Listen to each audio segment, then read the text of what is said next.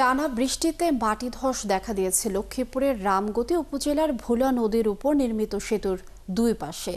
এতে রামগতি নোয়াখালী যোগাযোগের অন্যতম সড়কটি বিচ্ছিন্ন হয়ে চলাচল বন্ধ হয়ে যাওয়ার শঙ্কা রয়েছে। ভাঙনে বিলীন হবার পথে বাজার সহ বেশ কিছু স্থাপনা। আতোয়ার মনিরের তথ্য ছবিতে প্রতিবেদন। লক্ষ্মীপুরের রামগতিতে মৎস্য অবতরণ কেন্দ্র এলাকায় ভলুয়া নদীর ওপর ২০০১ সালে নির্মিত হয় এই ব্রিজ।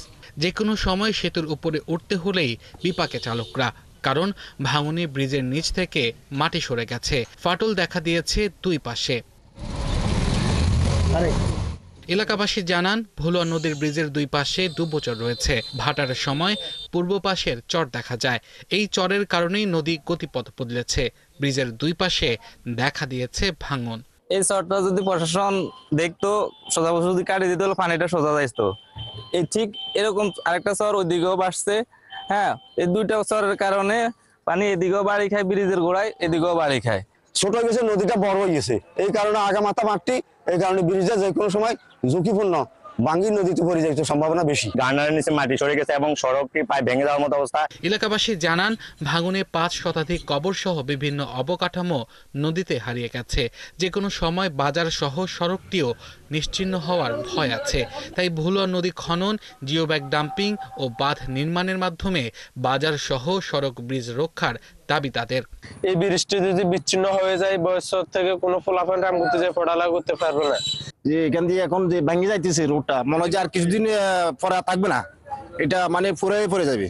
যাতে অন্তত আমাদের বৃষ্টির জন্য ভালোভাবে একটা কাজ করা হয়। সরকারের কাছে একটু আকুল আবেদন করতেছি যে আমাদের এই রাস্তাটা যেন অতি দ্রুত সংস্কারের কাজটা সম্পন্ন করে দেয়। এ নিয়ে উপজেলা নির্বাহী কর্মকর্তা জানান, দ্রুত ভাঙন রোধে ব্যবস্থা নেওয়ার জন্য সংশ্লিষ্ট বিভাগে জানানো হয়েছে। সামনে যে বর্ষা মৌসুম, এখানে ভাঙনটা আরো তীব্র হবে এবং আমাদের এই বৃষ্টিকে আমরা হয়তো রক্ষা করতে পারবো না। আমরা এই আশঙ্কায় আছি রামগতির মানুষ। আমরা চাই সদস্য সরকার বিষয়টি আমলে নেবেন এবং জরুরি ভিত্তিতে এই ব্রিজের তীর সংরক্ষণ, মানে রোডটিকে সংরক্ষণ করার জন্য প্রয়োজনীয় কার্যক্রম গ্রহণ করবে। সিডিএসপি প্রকল্পের আওতায় ২০০১ সালে এই সেতুটি নির্মাণ করা হয়। আব্দুল আল মামুন, ৭১। দর্শক, এই বিষয়ে বিস্তারিত জানবো। লক্ষ্মীপুর থেকে যুক্ত হচ্ছেন সহকর্মী আতোয়ার মনির। মনির, বর্তমানে কি অবস্থা দেখছেন জানাবেন? কোন স্থাপনা কি বিলীন হয়েছে কিনা এবং ব্যবস্থা নিতে প্রশাসনের কোনো পরিকল্পনা রয়েছে কি, সেই বিষয়টিও জানিয়ে দেবেন।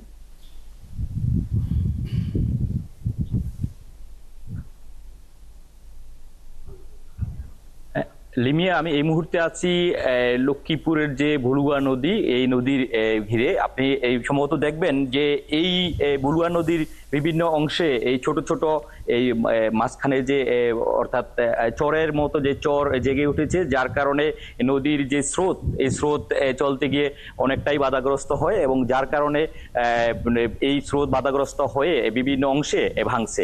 তবে এই পর্যন্ত ৫০০ কবরস্থান এবং কিছু মানুষের ঘর বাড়িও চলে গেছে এবং এখন হুমকিতে রয়েছেন অর্থাৎ মৎস্য অবতরণ কেন্দ্র এবং পাশাপাশি যে রামগতি বাজার এবং এই সাথে বিভিন্ন যে স্থাপনা রয়েছে, এই স্থাপনাগুলো ভাঙ্গার উপক্রম হয়েছে। অর্থাৎ রামগতি যে বাজারের যে মূল ব্রিজ, এই ব্রিজের দুই পাশে অর্থাৎ মাটি সরে গিয়ে এবং বিশাল আকার ঝুঁকিপূর্ণ হয়ে রয়েছে এই রামগতি বাজার যে ব্রিজটি।